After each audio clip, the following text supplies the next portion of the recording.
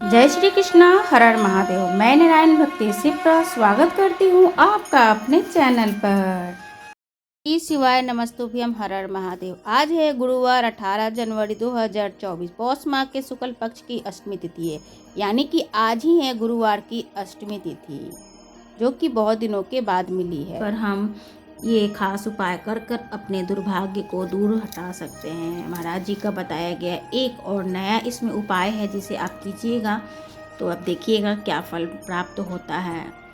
अगर वीडियो आपको थोड़ा भी अच्छा लगे तो चैनल को सब्सक्राइब कीजिएगा, औरों को जल्दी से शेयर कीजिए, क्योंकि आज है अष्टमी तिथि। दूसरी अष्टमी तिथि आपको इस डेट पर आपको मिलेंगी। आपको गुरुवार की अष्टमी तिथि 2024 में एक और मिलेंगी, तथा आपको अभी इंस्टेंट में मैं बता दूँ तो आपको 17 मार्च को जो मिलने वाली है वो अष्टमी तिथि मिलेंगी, परंतु वो रविवार की अष्टमी तिथि होगी। तथा वहीं पर कृष्ण पक्ष की अष्टमी तिथि जो मिलेगी वो मंगलवार की अष्टमी तिथि पर हम विशेष उपाय जो करते हैं 31 मूंग के दाल की, तो वो हम मंगलवार वाले दिन पे करेंगे, जो कि 2 अप्रैल को आएंगी। तथा मंगलवार को एक और पड़ेगा आपको 16 अप्रैल की। तो ये 2 है अप्रैल में मंगलवार की अष्टमी तिथि का उपाय हम इस पर कर सकते हैं। तथा गुरुवार की अष्टमी आप कल के दिन आप कीजिएगा।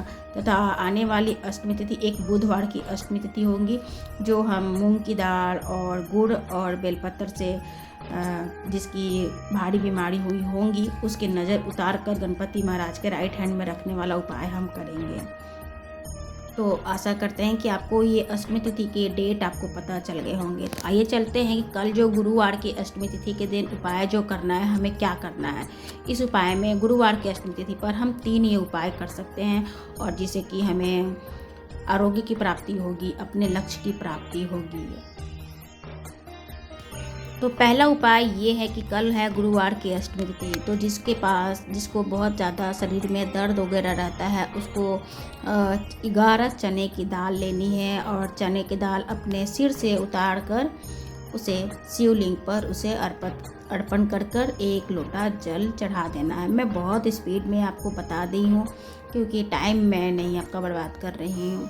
तो इस तरीके से आपको दिख रहा है, जैसे कि चने की दाल आप 11 चने की दाल लेकर शिवलिंग पर आप डाल देना। उसके बाद आपको ओम बृहस्पतेश्वर महादेव के नाम से आपको जल चढ़ा देना है।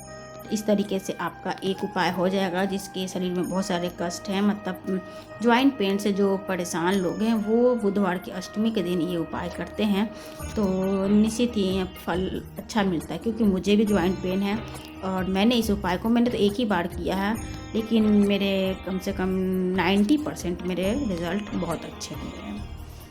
फिर कल मैं करूँगी तो हो सकता है कि मेरे 100% रिज़ल्ट आ जाए। मैं बहुत ही दुखी थी अपने ज्वाइंट पेन के लिए लेकर। तो वहीं पर आप ठीक से आप इस उपाय को कीजिएगा। चने की दाल साबुत देखिएगा, इसमें छिलका और ना लगा हो, और साबुत सुंदर आप चने की दाल आप लेकर सिर से उतार कर आप लेकर जाइए। अगर किसी और घर में दादी हैं या और बड़े बुजुर्ग हैं, उनका भी आप उतार कर शिवालय पर आप ले जाकर रख सकते हैं। तो ये क्लियर हो गया। इसके पहले की वीडियो में कमेंट आए हुए थे कि हम किसी और का भी हम कर सकते हैं, तो हाँ, आप बिल्कुल किसी और का भी आप उतार कर आप महादेव पे आप अर्पण कर दीजिए, बृहस्पतिश्वर महादेव के नाम से। इस तरह से बृहस्पतिवार के दिन भी गुड़ और चने का जो हम दान करते हैं, इससे हमारा भाग्य जो होता है वो प्रबल हो जाता है। तो ये आपने जाना चने की दाल की।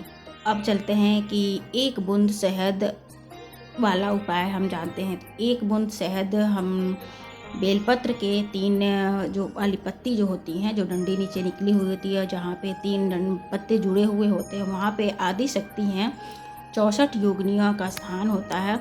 तो वहाँ पे हमें एक शहद लगाना है, और शहद लगाने के बाद हमें उसे महादेव को अर्पण कर देना है। ये मतलब जिसके पास लक्ष्मी की कमी हो तो वो इस उपाय को करता है, तो उसके पास निश्चित रूप से लक्ष्मी की प्राप्ति होती है। वैसे कोई भी बेलपत्र हमें बिना चंदन, घी, तेल, मतलब जो हमारे पास है, बिना उस पर कुछ लगाए अर्पण नहीं करना चाहिए। सबसे पहले तो हम लोग राम, श्री राम ही लिखा करते थे।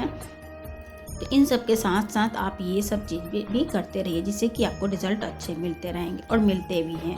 तो जिसके लक्ष्मी को जिसको इच्छा हो तो वो 1 बूंद शहद जरूर बेलपत्र के बीच वाले हिस्से पे आप लगाकर महादेव को इस तरीके से आप चढ़ाएं, जैसे कि आपको स्क्रीन पे दिख रहा है। बार बार आपसे निवेदन है कि अगर धार्मिक चैनल को हम सभी धार्मिक लोग अगर सपोर्ट नहीं करेंगे तो धर्म हमारा कोई चुरा लेगा और मतलब नीचे स्तर पर चला जाएगा। तो सभी धार्मिक चैनल को सहयोग करें। और चलते हैं कि उपाय नंबर 3, 1 बूंद घी। तो घी से जो उपाय करना है, इसे हमारे पास भाग्य वृद्धि, जो काम नहीं रुक रहा है वो भी हो जाएगा तथा आपके जो भी मनोकामना है वो अच्छा से वो जल्दी जल्दी वो पूरे होने लग जाते हैं। अच्छा, कोई भी उपाय कर इंस्टेंट लाभ कभी कभी हो भी जाते हैं, कभी कभी नहीं भी होते हैं। तो आप घबराएं नहीं, क्योंकि भगवान हमारे नौकर नहीं है, हम सेवा कर सकते हैं, हम उन्हें मना सकते हैं और देख सकते हैं कि कब तक भगवान हमारे बात मान रहे हैं, हमसे वो कब तक प्रसन्न हो रहे हैं। क्योंकि हमारी पात्र ही इतनी छोटी होती है कि उनकी कृपा हम प्राप्त नहीं कर सकते हैं। तो आप श्रद्धा से इन तीनों उपाय को कीजिएगा, जिससे कि आपकी गुरुवार की अष्टमी तिथि पर सारे विशेष पूरे हो जाए, सारे कष्ट दूर हो जाए, दुर्भाग्य दूर हो जाए। तो तीसरे उपाय को चलिए जान लेते हैं कि हमें थोड़ा सा घी लेना है। घी हमें गाय का घी ही लेना है। गाय का दूध अपने घर में मलाई या मक्खन से निकाल लीजिए। थोड़ा सा ही घी चाहिए, आधा चम्मच भी घी निकल जाता है तो उसे भी ले सकते हैं। अथवा आप पतंजलि का जो घी आता है, शुद्ध देसी गाय का घी, तो वो भी आप ले सकते हैं। उस गाय को घी को हमें अशोक सुंदरी की जगह पर लगा देना है। और लगाकर जब लास्ट में पूजा वूजा करने के बाद लास्ट में हम लगा के उस उंगली से हमें अपने माथे पे एक तिलक लगानी है। और उस उंगली फिर वहाँ पे फिर से दोबारा से वहाँ पे अशोक सुंदरी की जगह पर फिर से एक बार और स्पर्श कर लेनी है अपनी तर्जनी उंगली से, जो इंडेक्स उंगली होती है उस उंगली से करके। फिर उस उंगली को अपने घर पे जब आएंगे तो अपने मेन गेट के ऊपर उसे एक अपने घर के ऊपर एक टिक्का लगा देना है उस घी से। तो आप देखिएगा कि आपके घर के जो बरकत है वो बढ़ने लग जाएंगी, जो पैसे रुकते नहीं थे रुकने लग जाएंगे।